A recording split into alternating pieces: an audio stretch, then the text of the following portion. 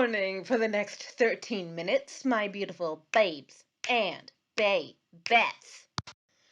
I am your resident active advocate, and I was advised by my lovely advisor to do a portrayed on Don't Touch because there are a few details that I missed, and there is one conceptual idea that I need to clear up.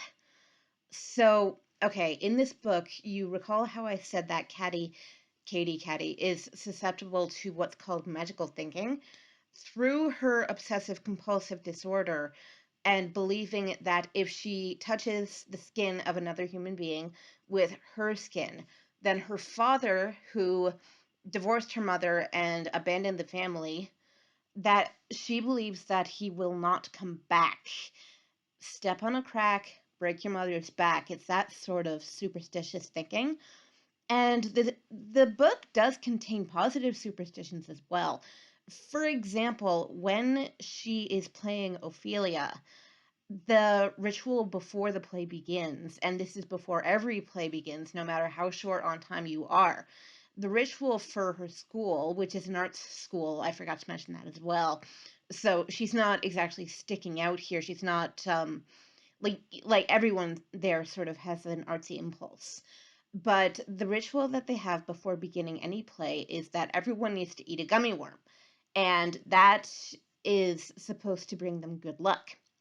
Now, when Caddy discovers, spoilers, that her father did not show up to the play, she starts to question her magical thinking because what she had been trying to prevent was him leaving her life, forever and on purpose.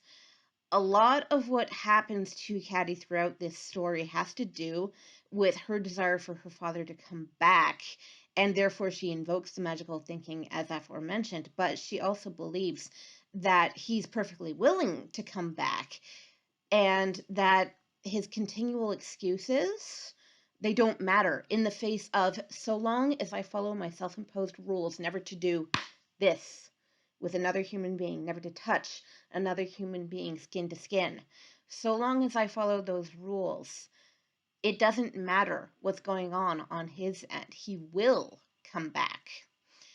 That is not factoring in her father's inherent selfishness as far as I see it.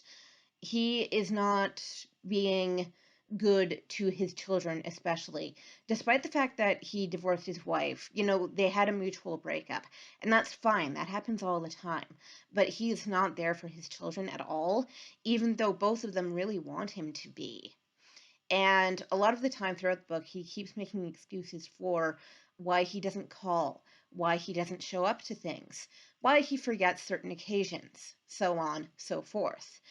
Caddy has asked him on multiple occasions, will you please come to my play? This is very important for me. And he keeps saying to her, of course I'll be there, of course I'll show up. But then in the end, he doesn't. He doesn't show.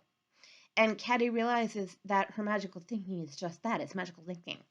The problem is, at this point, though, by the way, she has also been through therapy and she has been learning to trust her friends more through decision rather than just through impulse. The fact that she has been going to therapy sessions means that not only is this not an overcoming narrative, and I may have accidentally inferred that in the last video, this is not an overcoming narrative whatsoever. Caddy does not do this on her own. She needs both therapy and a caring set of friends and family around her, which she has. But she does go to therapy and she does learn to decide to touch another person. The leading role for the play she is in, the boy who plays Hamlet, she has a crush on him, and he is among the first people that she is able to touch skin to skin. The first time that this happens, she does it on impulse.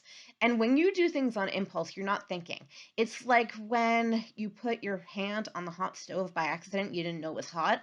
It is your body's knee-jerk reaction to go, before you even think about it, your hand is off of that burner. That is the way in which Caddy first kisses Peter and first touches Peter. But after the play, after she is hurting because her father has not shown up, she understands that her magical thinking has done absolutely nothing for her, and that really it's only getting in the way of the positive relationships she could be having with other people who care about her much more than her father does at this point. So it's not a matter of I immediately let down every single barrier I have ever put up around myself to protect myself from bad decisions and bad outcomes. It can't be done that easily and it can't be done that quickly. It's not a light switch that you can turn on or off, right? So Caddy makes a very hesitant and cautious decision, but she does consciously decide to take off her gloves and touch Peter's hands. She does it very slowly, very gently, easing her way into it. But then after the first touch, she is in his arms and they are kissing, and it's quite a beautiful moment because it doesn't happen on impulse so much as she also decides to kiss him. But once that decision has been made, she doesn't pull away. She doesn't want to break that decision. She doesn't want to change her mind, because being with Peter, she finds, is as easy as now letting her family touch her, and her mother and her brother have really only ever been the two people who could get away with that after the divorce. But even them, she showed hesitation with that. And at the end of the book, Jordan, her brother, is very disappointed, probably more than she is, that her father did not show up to this play, because this was a very, very big deal for her. And he is ticked off on her behalf, but also on his own behalf, because it's like, oh, okay, so dad has straight up abandoned us, right? I do believe that he's younger than her in this story, but in order to comfort him, she puts her arm around him, she pets his hair, and he's not used to her willingly coming to him. It's usually more of a matter of them going to her and her letting them in across those boundaries that she's set up for herself, but still very tentatively, very gently, very slowly. She has to go even with her own family. It's surprising to them that she is the one to break the bound and come over to them. So, therapeutic treatment for OCD can be quite effective if you use it in the right way, if you do it at first with the right kinds of people. And you need to learn, well, part of the therapy is teaching yourself that, I'm not going to get rid of the box altogether, but I'm going to widen the walls at my own pace. That's a very important element of therapy, that you do things at your own pace. Don't let anyone, including yourself, thrust you into territory where you are not comfortable. And that is very much emphasized in Caddy's story, because by the end, she's still not, quote, better, but she's expanding the walls of that box that she has constructed for herself. She's, you know, taking a brick off of the wall every once in a while to let maybe one more touch from one more person in.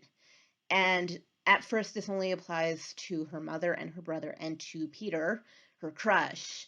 But, there is a sense at the end of the book that it is still expanding, and it's going to include her friends, and you never get a sense that she would let a stranger touch her, but just the fact that she is letting in her inner circle, or beginning to contemplate letting her inner circle in, that is a huge step in the right direction.